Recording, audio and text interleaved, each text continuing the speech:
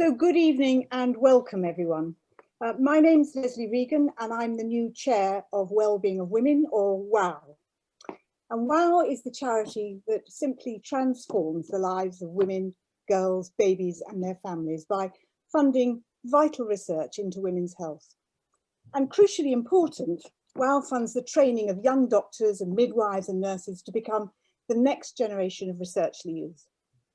Now, I feel particularly passionately about the importance of women's health. Women make up 51% of the population, but of course they actually influence the health of everyone else in our society. So it's often said that the health and wealth of a nation is determined by the health of its girls and women. So when we get it right for women, we get it right for everybody. Now, as some of you know, I'm an obstetrician and gynecologist with a particular interest in baby loss. What I think most of you don't know, and I'm now going to confess to you, is that my links with WOW started more than 35 years ago, when as a young trainee in obs and gynae, WOW funded my first research project into the causes of miscarriage, which really helped to launch my career. So it's particularly special for me that so many years later, I'm now able to join WOW in another capacity, and tonight to introduce our two fantastic speakers to you, our audience. Both of these wonderful women share a special understanding of the traumas involved in suffering both miscarriage and stillbirth. And they are Vanessa Kirby and Anna Whitehouse. And these two amazing women are giving us their time tonight to raise awareness and hopefully to raise funds for WOW. And they're going to share their experiences of the pain of miscarriage and stillbirth.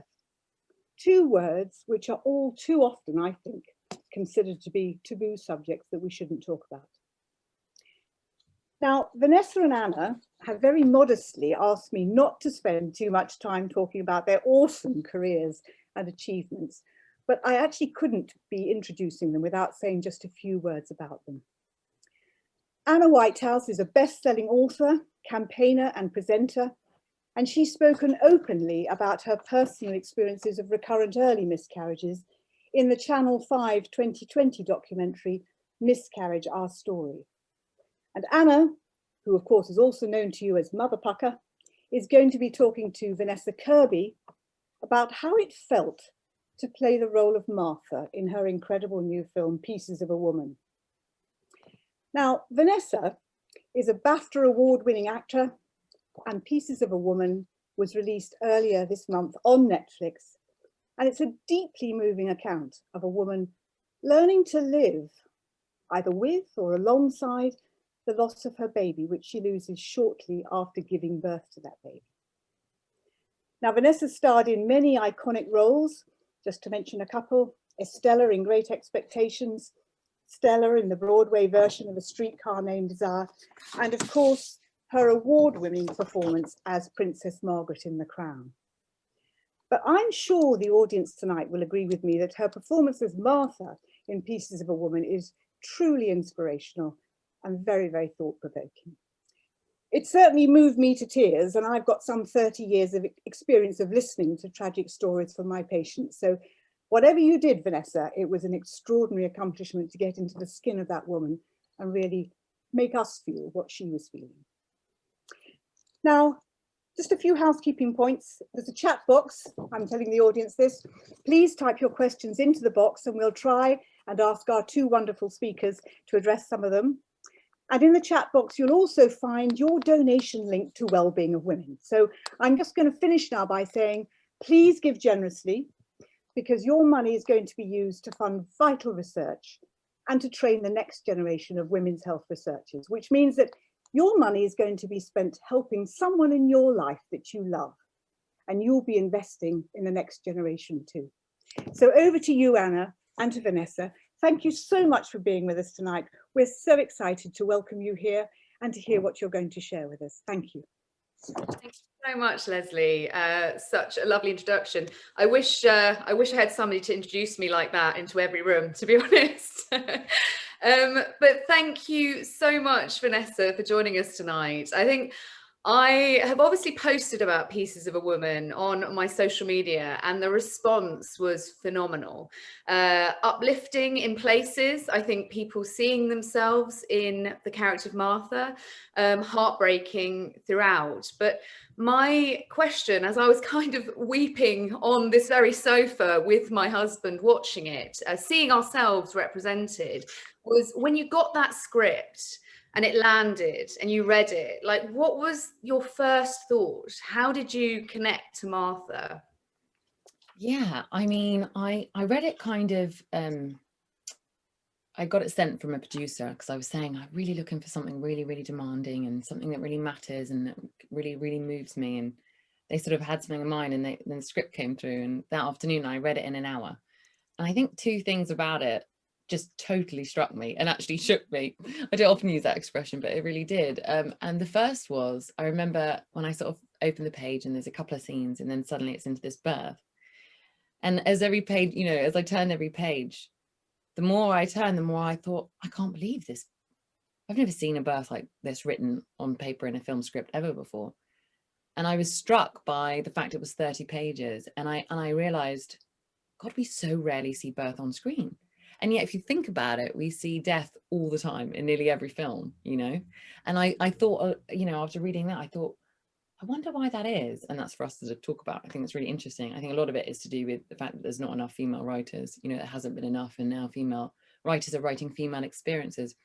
And the second thing, when I was reading it, is I realized that I'd never really seen a film sort of attempt to confront baby loss and how painful it is. And then I realized that the subject really isn't something we speak about at all in society. And then I learned so much in the process of doing the film and the research and talking to women, and it's become such a huge passion of mine, kind of hoping to generate conversation and more openness around it for women generally. Yeah, that was definitely what the overwhelming sentiment was. You in that film made a whole world of women feel less alone. And I think that is definitely the feeling I had when we went through recurrent miscarriage. Was you just felt you were the only one that wasn't on the road almost. Everyone else was driving their cars and you didn't understand how you couldn't pass your driving test. It felt like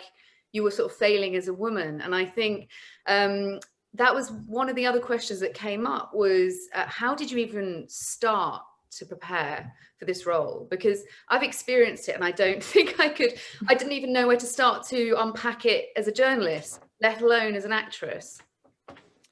So the experience of losing a baby, you mean? How did I like the role of Martha, how you actually got into the role. Yeah. Well, I knew that I had to understand three things really extensively. The first was being pregnant, because I've never been pregnant. I would love to be, but I haven't been yet. And I guess, you know, that whole journey, that 9 months, and all the relationship, I guess, that woman has with the baby inside her, and all the things you imagine and the things you plan, and that whole part. And then I also knew I had to really know everything I could about labor, because the director said to me quite early on, look, we're going to shoot this the first 2 days of filming and we want it to be an unbroken take with no cuts, maybe 30-40 minutes. And I remember being like, oh God, I don't like, because what if I haven't done it? So if I knew that if I got a second of it wrong, any woman that was watching that had done it, or any man that had watched, you know, a woman do it, would be like, well, I don't believe that. And then the film would kind of fall apart. So I had to learn all about that, which was amazing and such a life-changing thing for me. And then I knew that I had to really find and speak to as many women as I could who had been through any stage of baby loss, you know, and sort of really try and understand every single part of their experience, and not just one person's experience of it, but as many as I could, to kind of somehow try and I guess what's the word, like collate, yeah, like amalgamate, or what's I don't know, my vocabulary since lockdown has got so bad. I don't know if you found this, my brain cannot find words anymore. I think it's like because I'm only seeing four walls, you know, there's like no stimulation. But anyway, we'll go with amalgamate. We'll go with amalgamate, you know, and try and distill everybody's experience into this character, so that I could represent, or at least like do a small tiny bit of justice to that unbelievably unbearable, unthinkable loss, really. So those were the three things that I researched. I can tell you how I did them all if you want. Just with you guys. See a birth? Did you see a birth before filming? Yeah, so what happened was I first started asking my friends about, you know, because I realized that I hadn't really had like what the full birth was like from anyone in my life who's given birth. And so I started asking them, and they sort of didn't remember it mostly, you know, or would be general about it, or be, you know. And so I was like, okay, I don't think I know anything more about birth now. So I then started watching every documentary I could find, and even in the documentaries, it was also filtered. Like even One Born Every Minute, you see like moments of a contraction, or you see, you know, the baby, or just after the baby's come out, but you don't see a full-blown 8-hour, like from beginning to end, you know. So then I thought, oh God, now I'm really screwed, because now I feel like I'm going to be going onto set kind of just being fake actressy, you know. And in my heart, I realized that the more I realized that there wasn't anything that represented it truly, the more I realized that I have a responsibility here to really try and give a true depiction of what birth is actually like, rather than a movie version, you know, where you see two pushes and the baby's out, and you know, and the actress is really made up or whatever, you know. I just thought I want it to be really real, so that it feels like true to being a woman. So then I got really scared, and I started writing to obstetricians, one of which is Claire Mellon, who's on the board of Wellbeing of Women. So I owe her so much, and she allowed me to sort of come and shadow her on a labour ward and spend many days with midwives, kind of with them teaching me, like crawling all over the birthing room, trying to understand what the different stages and what, you know, what 9 centimeters dilated means, and what's the transition, and you know, all that stuff that I had no idea about. And then one afternoon, it was a total miracle, where one of the midwives came around and said, oh, there's a lady who's just come in, and she's 9 centimeters dilated, and she's about to start pushing, and I'm going to ask if she would mind you being there with her. And she said yes, which was a total miracle. And so I sat there for 8 hours, like totally humbled by everything she did. And I couldn't have begun to act it without her, really. I would have been so bad. So that was a total. Are you still in touch with her? Do you know what? Her mum was there with her, and they were American, and her mum gave me a business card. And this was maybe, because then I went off to film the film, and I came back and I got in touch with them, and then it was literally the pandemic, and it was a business card for and I think the phone number was, so I've never been able to get in touch with them. So they're somewhere out there, and I'm just like dying to. I hope somehow we find them.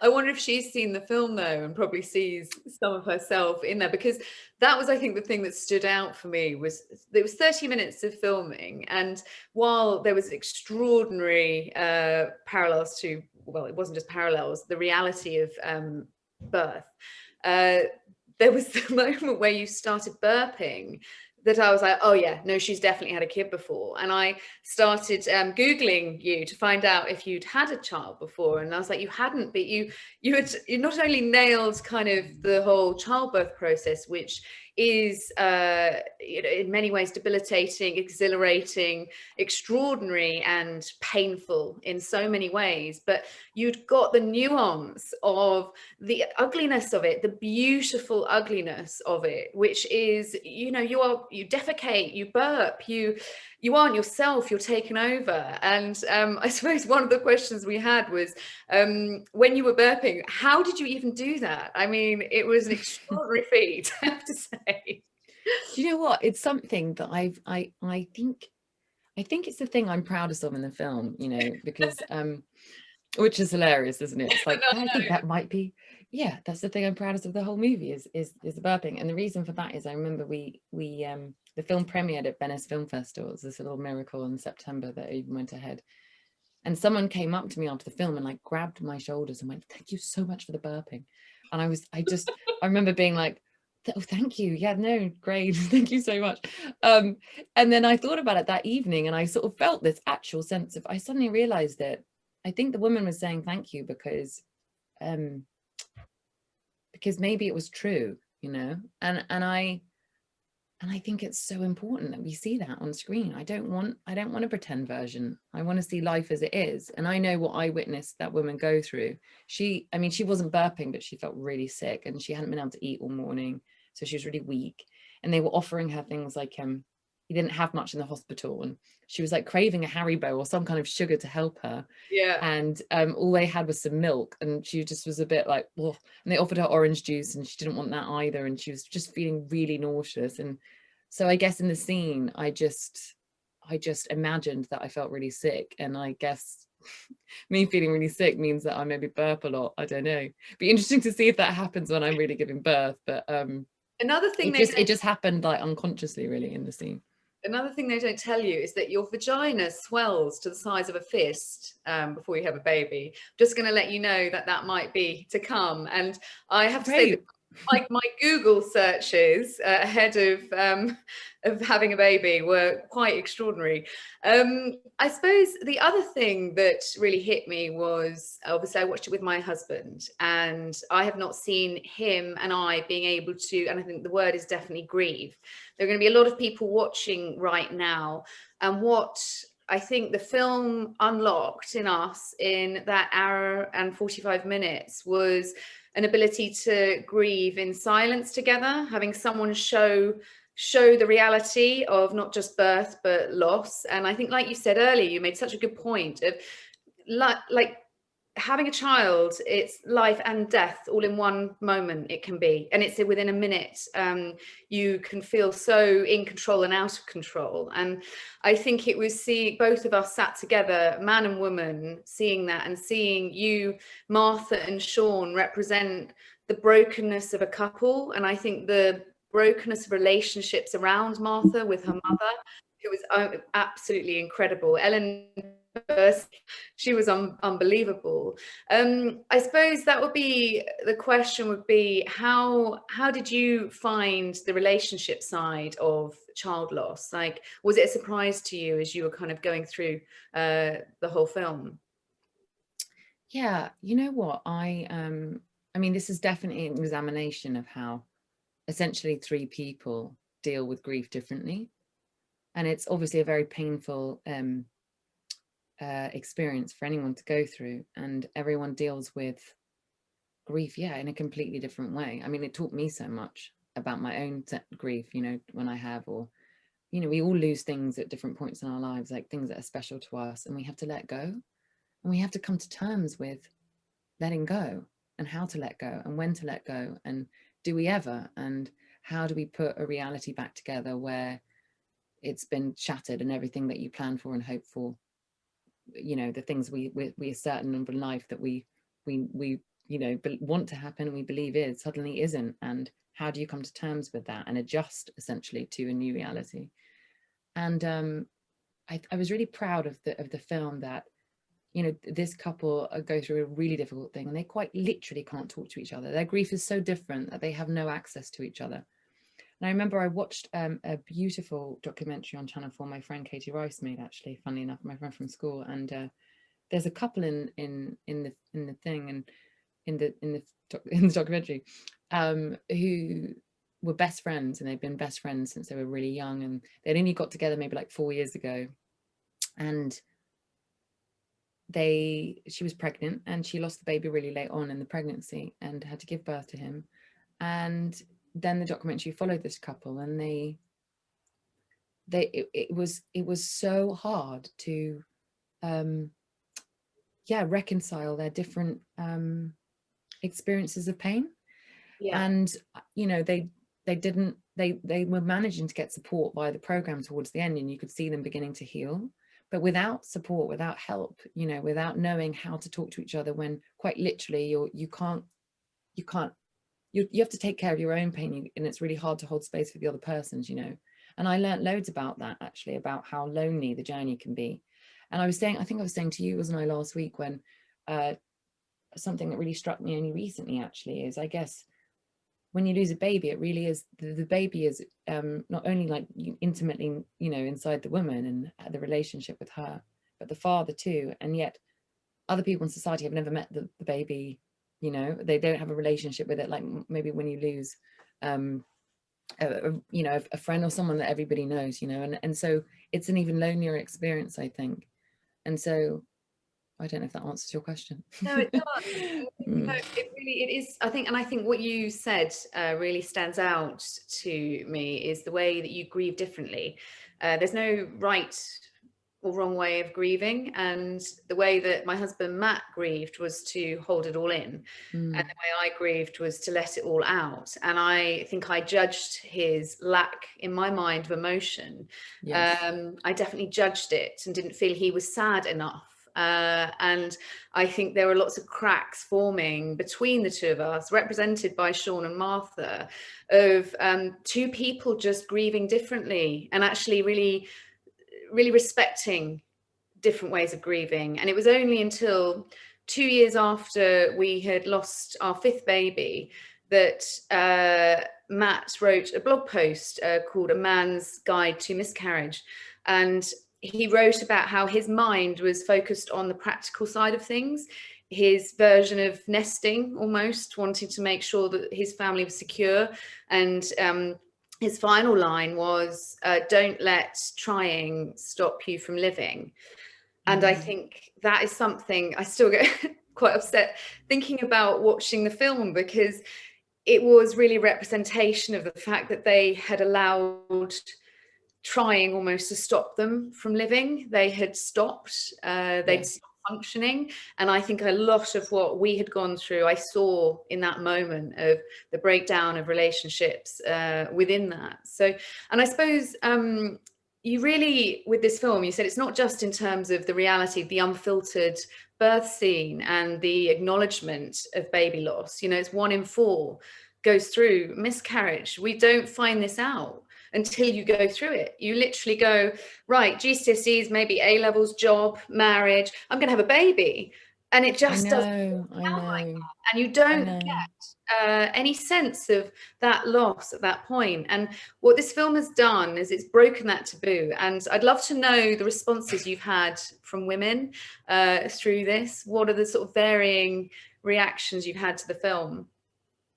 Oh, do you know what? That's been the very best thing about the whole experience, you know, like it always felt to me, every single day of doing the movie felt about the women I'd spoke to. It wasn't about me or my performance or being an actor or anything like that. It was more like, I know I have a duty to sort of carry their message a little bit, because every single one without fail, whether it's a friend of mine who had 3 miscarriages in really quick succession, and or whether it was Kelly, who I spent a lot of time with, and doesn't mind me naming, who lost her baby in the exact same way, and there was no conclusive results about why her baby died. And they all said that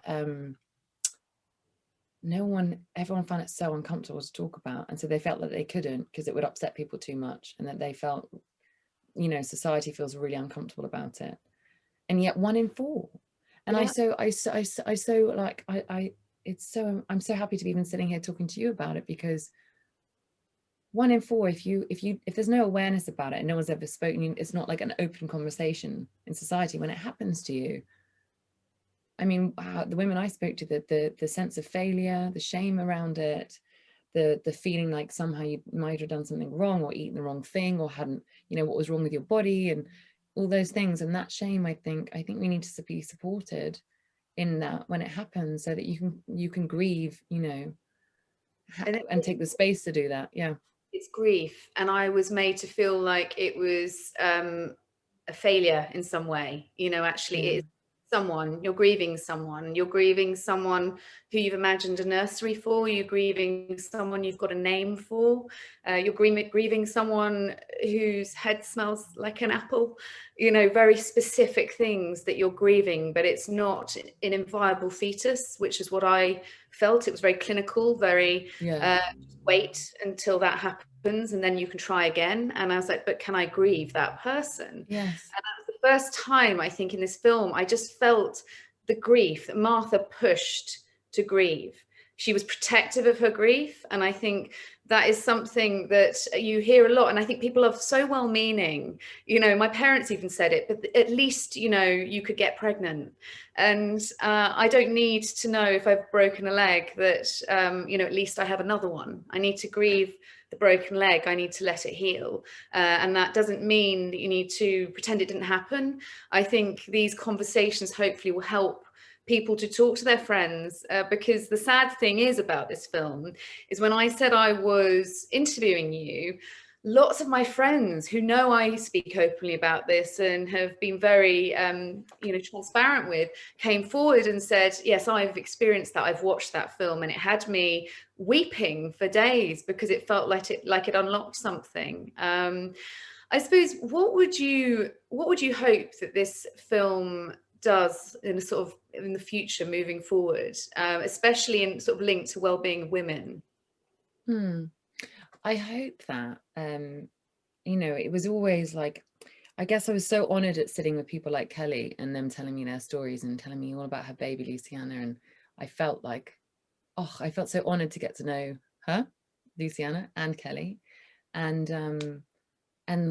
her talk about not just the loss but the unbelievable love, you know, and the fact that Luciana, she's still a mother to Luciana. Luciana's here in a way, you know, inside of her, and that the moments that she had with Luciana were the most precious, some of the most precious of her life. And and so I felt like I hoped that the movie would be almost like honoring that experience, you know, that 1 in 4 women go through so regularly, and that it reflected it, and so that they felt less, I don't know, that it just like broke the silence a little bit around it, so that people, and so not just for them, so for you and your husband, but for friends and family and people around the person that's gone through that, to go, oh, I have more empathy somehow, because I've sort of sat down and watched someone go through 2 hours of their own really particular kind of journey through it.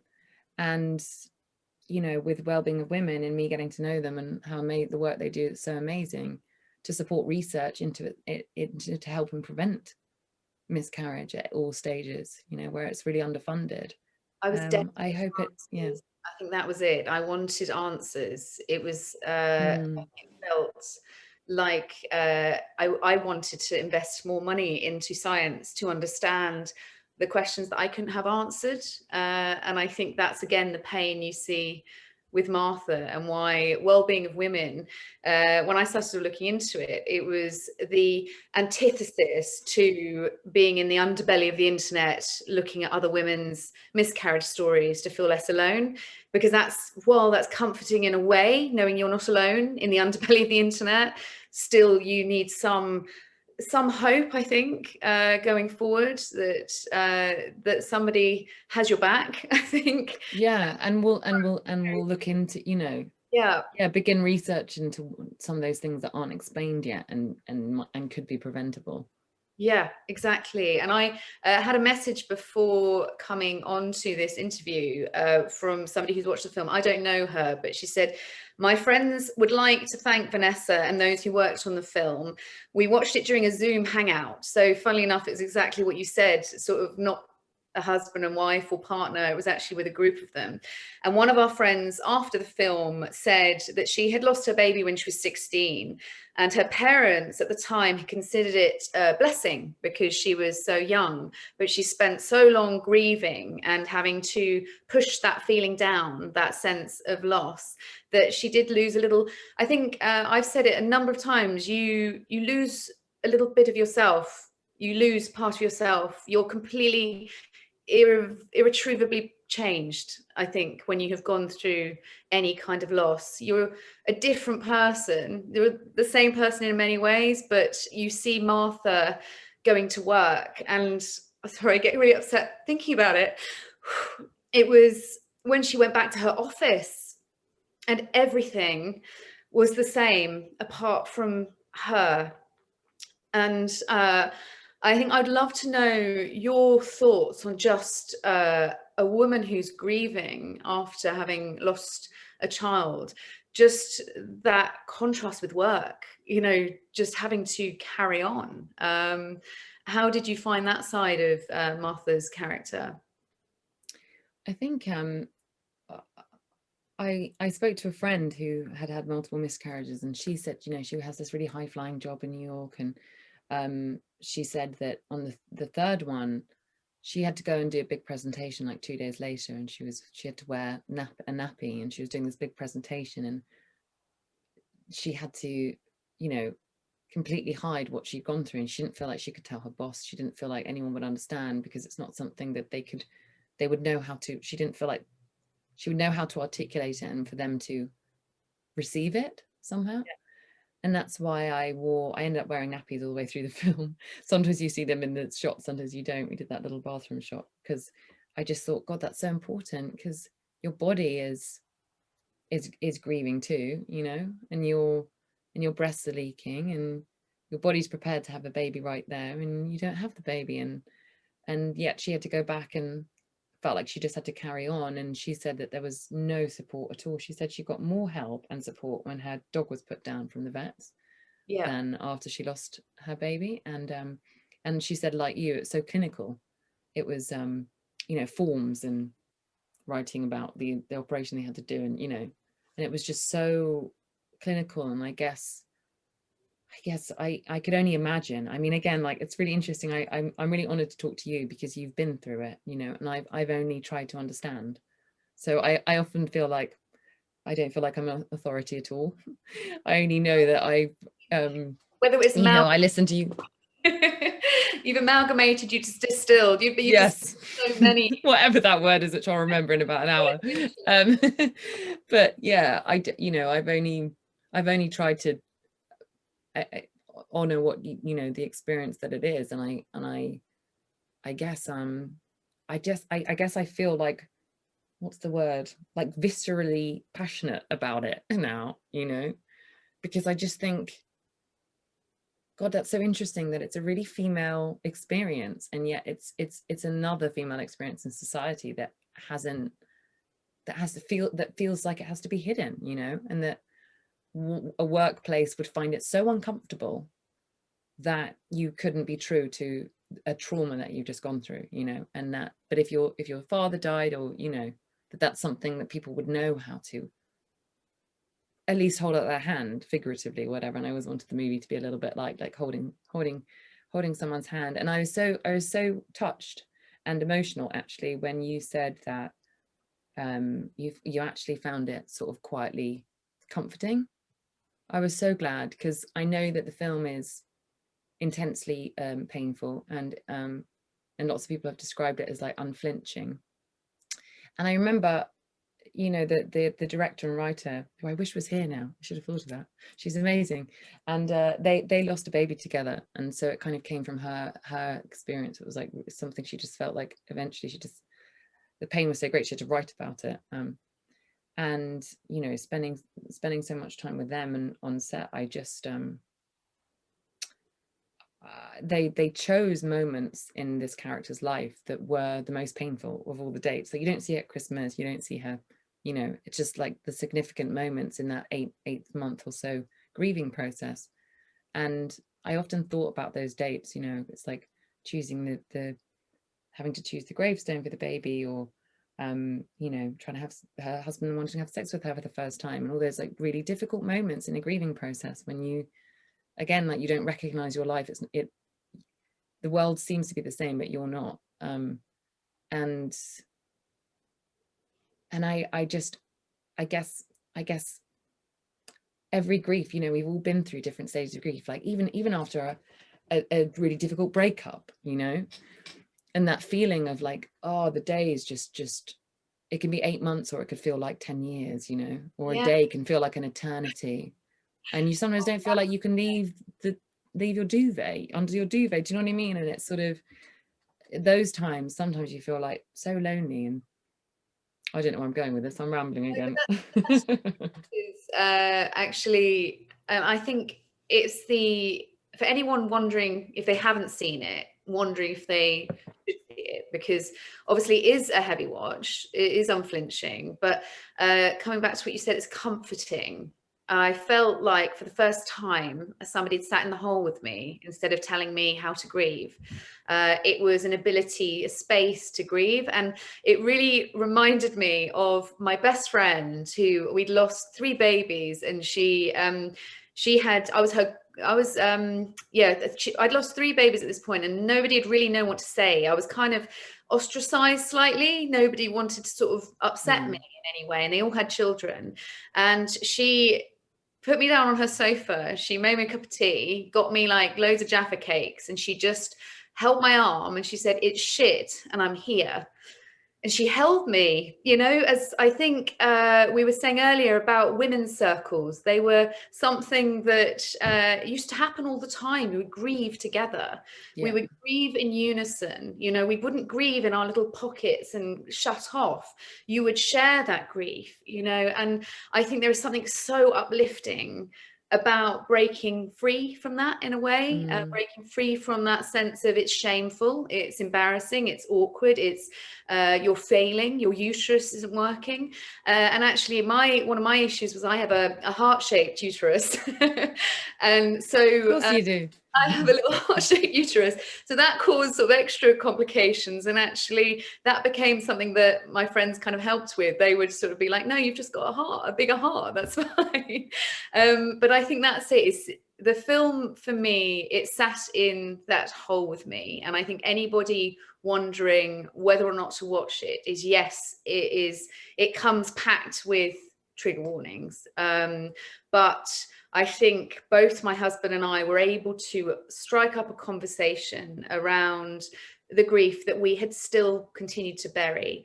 And that was as a couple, is with friends. I've had friends I've spoken to again, checking in on them.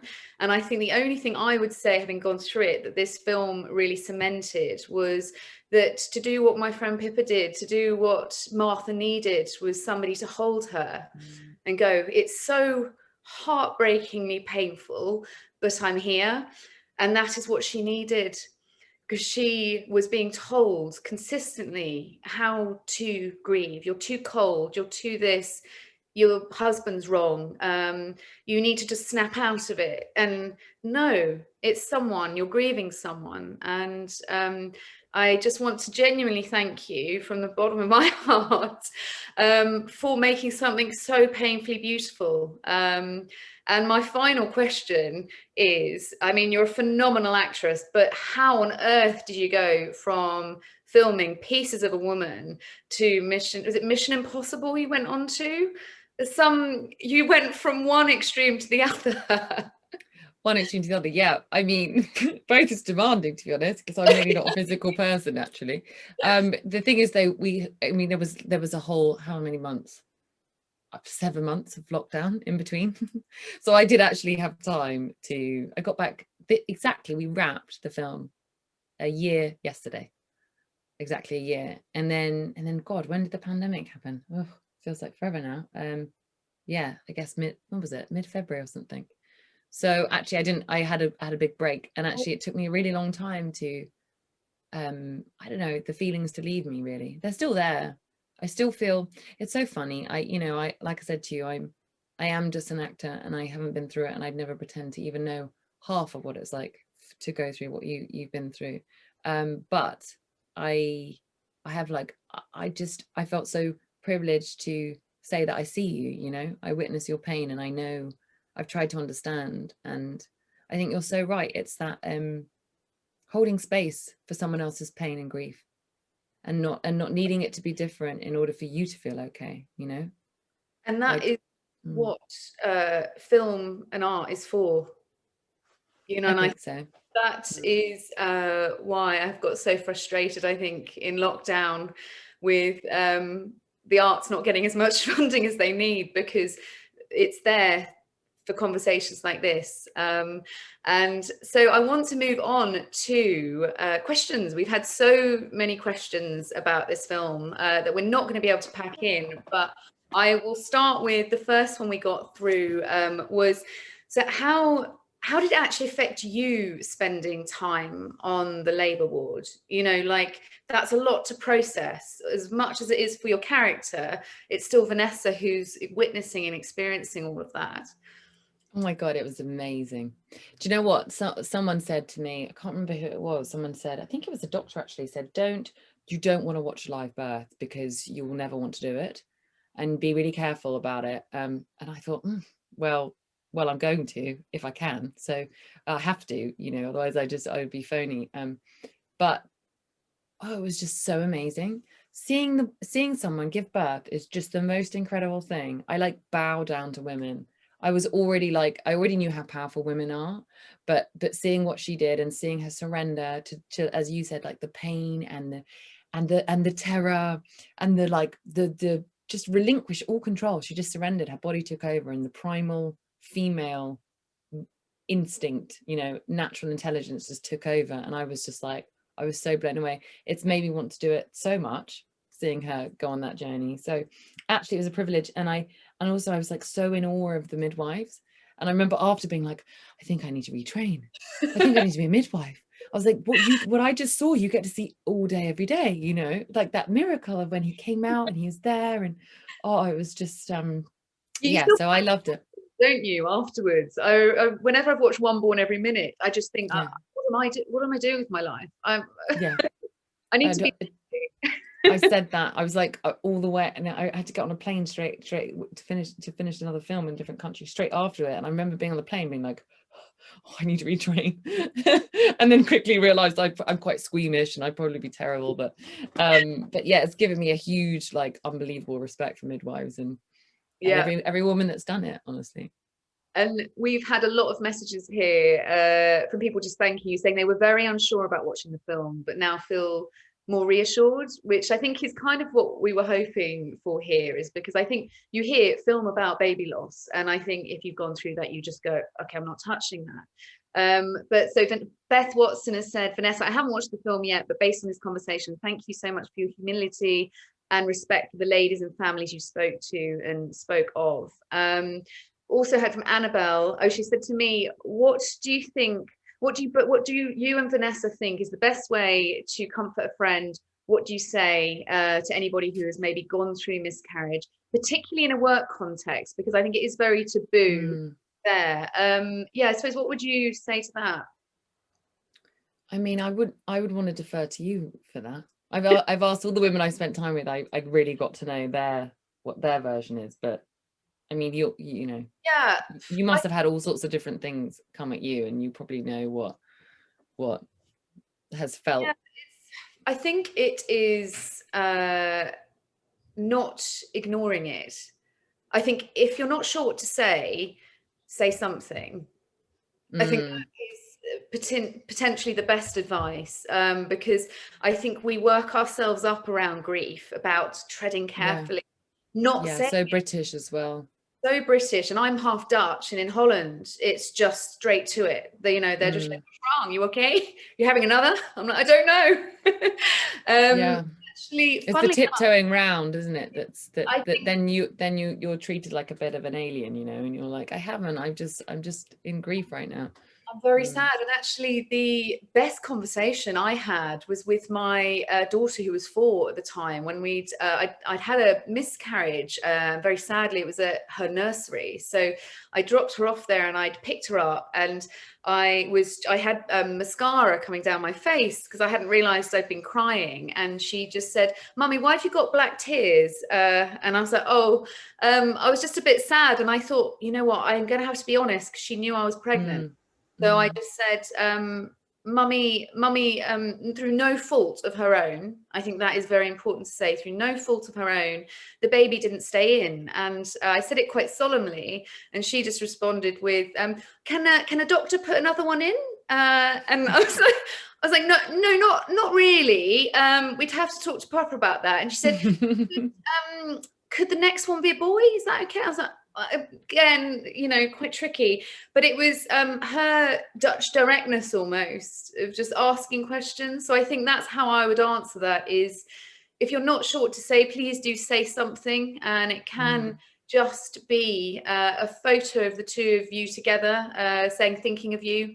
But reaching out is so much better than staying enclosed and away from someone who's grieving, I think, and letting them lead it and say, I'm okay, but I don't want to talk about it, you know, I think, and not let that put you off asking again. And we've heard from, I'm just thinking who else we can go through. Oh, somebody else has a heart-shaped uterus. That's exciting.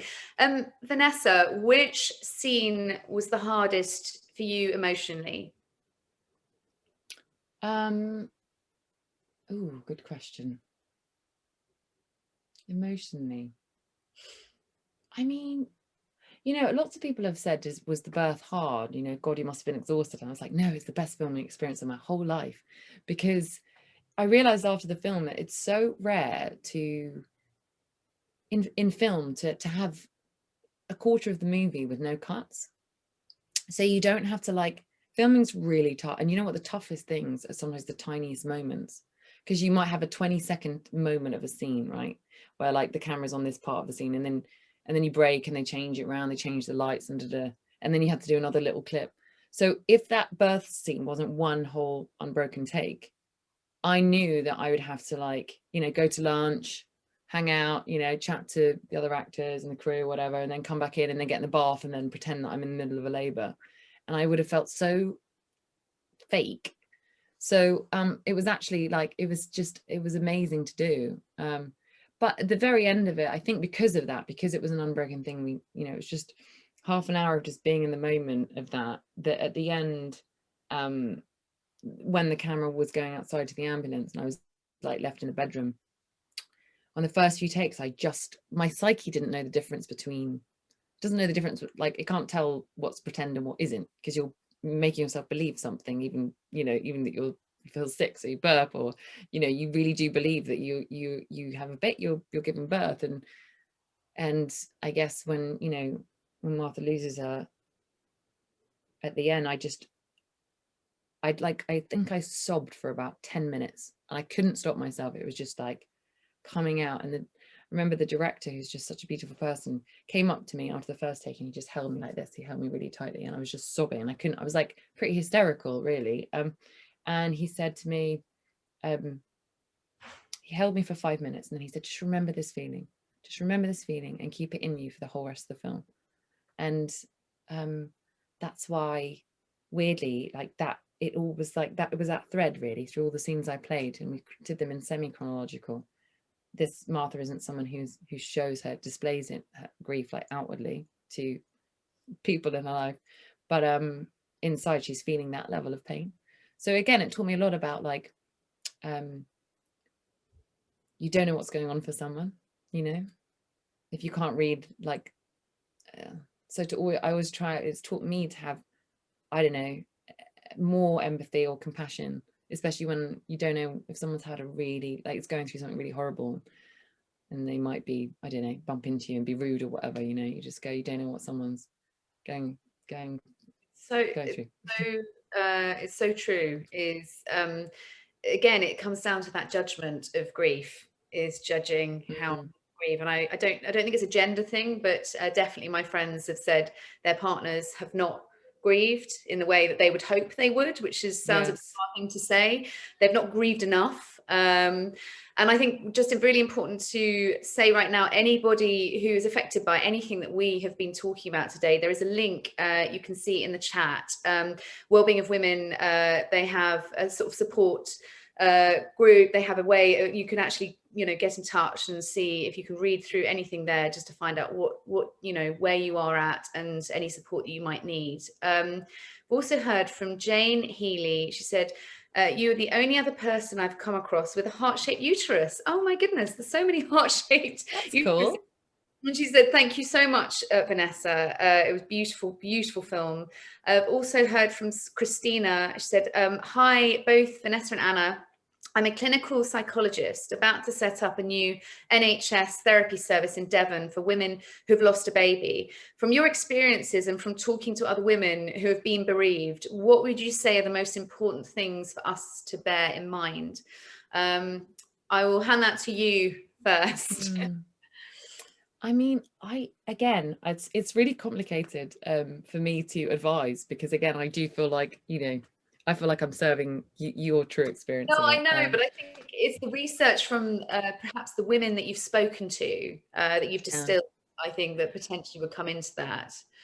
I think Kelly, there's a beautiful charity called Sands. It's like the leading baby bereavement charity that I spent a lot of time with. And I remember one of the women I spoke to said that on Friday evenings there'd be a helpline all through the week, and it closed at 6 p.m. and at 5 to 6 every Friday she would ring up and she'd try and keep the person on the phone as long as possible so that she'd feel it would get her through the weekend with someone that understood, And I honestly, like, from my my soul experience of being with these women, it's that that just that support, really, to know that there's someone that understands.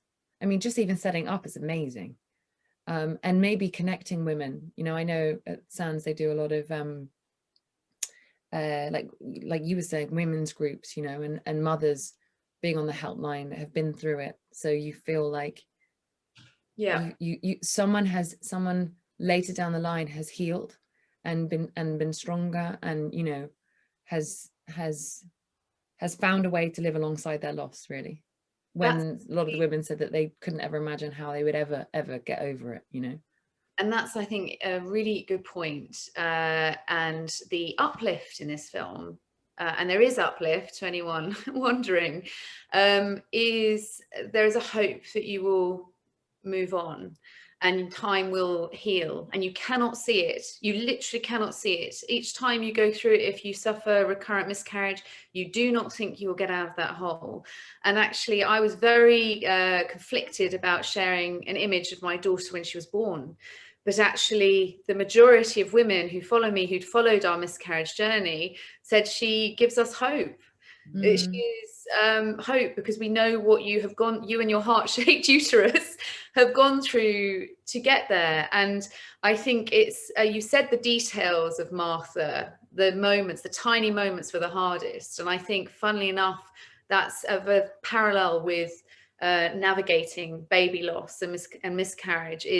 It's those tiny moments where you get a baby center update to tell you that your baby is the size of an avocado and you lost your baby 3 weeks prior to that, but you haven't unsubscribed because you're grieving. And so I think, yes, it is in the nuance and the detail. It is not just you've lost a baby and you will have a baby in the future. No one needs to talk about the baby in the future. You need to grieve the baby that you have in the moment. And connect with someone who, like you said, has been through it and knows and can say, I understand and I know how you're feeling and I remember that feeling, and that, this is me having been through that feeling.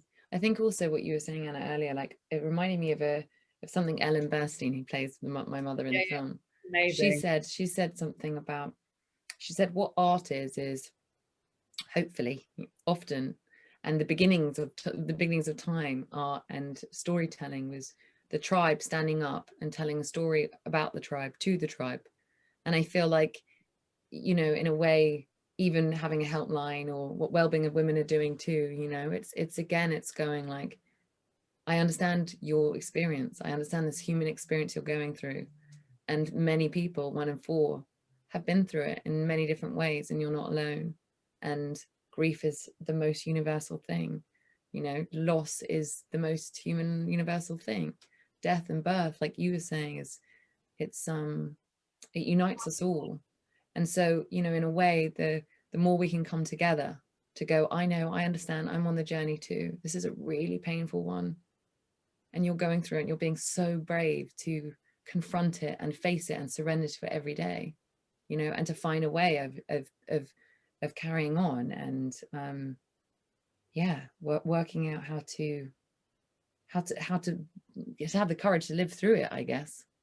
That's such a beautiful point to end on, and I think it's the fact that we're right now, everybody listening tonight, Vanessa, me, Leslie, everybody involved in this, it's for the first time, and especially in lockdown, that it's felt like there is a women's circle.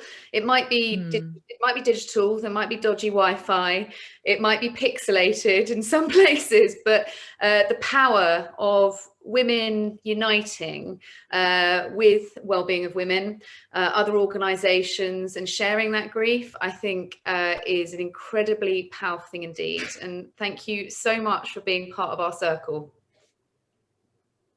And I'm going to hand back to lovely Leslie, who is making us all feel less alone in what we're all navigating. So much. Well, thank you. I mean, I really don't know what to say thank you. Thank you from the bottom of my heart for giving your time and your experiences to us tonight. It really is very, very special to well-being of women. And I think that's one of the questions that I've seen in the chat. And I just wondered if I could ask Vanessa this, is that one of the people in the audience said, has the experience of making the film made you feel more anxious about getting pregnant in the future, or does the awareness empower you? And I thought that was a really interesting thought or question, particularly hinging on what Anna was just saying as she was winding up, that, you know, you've joined a circle of women who are all trying to support each other, for which we're really grateful. But hopefully I've given you a few moments to think about that now. No, I know my answer straight away, and that's it. Definitely has empowered me to want to go on that journey, for sure. One of my best friends is just about to give birth, and you know, she was the one that made the documentary on Channel 4. I must get the name of it. I can't believe I've forgotten it. But it's yeah, it's about miscarriage and stillbirth. And she said to me, you know, in none of her classes, it was never mentioned. It was never mentioned in any of her NCT classes. And she also obviously knows the subject really well. And she was really surprised about the fact that it's not spoken about. And I feel like, you know, if 1 in 4 of us go through it, it's a journey that we make together, you know, where you're a mother, whether you lose a baby early, whether your baby is born, whether you know, that's what I learned from the women. They're mothers to those babies. And I definitely want the honor of being a mother, you know, and if I have to face loss and not having the baby with me throughout my whole life, you know, I think I'll be really honored to have that experience of motherhood in a way, you know. And I know Anna's, you know, your babies are all your babies, you know, and I still wear rings for them all. Yeah, that helps me. And I really wanted to just say one thing to you, Leslie. Feyraz has said, I just want to say thank you, Leslie. I owe my 2-year-old son to her amazing team at St. Mary's, who helped my husband and I finally become parents after 8 years of infertility and 3 losses. So I think if we want to complete that women's circle, it really, it starts and ends with the work you're doing, Leslie. Well, thank you for that, and thank you to Feyraz, and I'm very, very pleased that there was a good outcome at the end. But what I wanted to really thank both Anna and Vanessa about is that you've actually made a whole world of women understand that they weren't alone. And some of the chat and some of the things that have happened on Twitter as we've been talking here this evening, people have been talking about unflinching pain and searing pain and profoundly deep pain and crushing their dreams, and then asking questions about, well, what did I do wrong? Why me? Why was I picked out to have to suffer this? But I just wanted to end and remind everybody in the audience that miscarriage is the commonest complication of pregnancy. And stillbirth is not quite so common, but it is absolutely and utterly crushing, as Vanessa has so beautifully portrayed. And we have a long way to go to improve that for the women in this country. Our stillbirth rates are not as good as many of the countries in Europe. And so I really do hope that everyone in the audience tonight will dig deep and be generous, because we really can make a difference if we fund the research programs to improve the understanding and the treatment of miscarriage, and the prevention of stillbirth. So I would really ask you to think about it, because as I think our two wonderful women panelists tonight have shown us, is that it can affect anybody. And the work of Wellbeing of Women, if you fund the research and train that next cadre or that next generation of people to come and cure the problems, you really will be reaching out to someone that you really care about. Because every time this happens, every girl or woman who has a tragedy like this in pregnancy, there's someone's daughter, sister, mother, auntie, niece, I think it's so important to think about that. So the other thing that I wanted to just flag up as we finish, and we must wrap up now, is that in my 30 years of running the clinic at St Mary's, I have found that the couples I'm talking to, they can cope with bad news, but the thing that they find so difficult, and you mentioned it earlier, Vanessa, is when they have no news. You were talking about your friend Kelly, who had no outcome and didn't understand why her stillbirth had occurred. And so I think that's really, really important.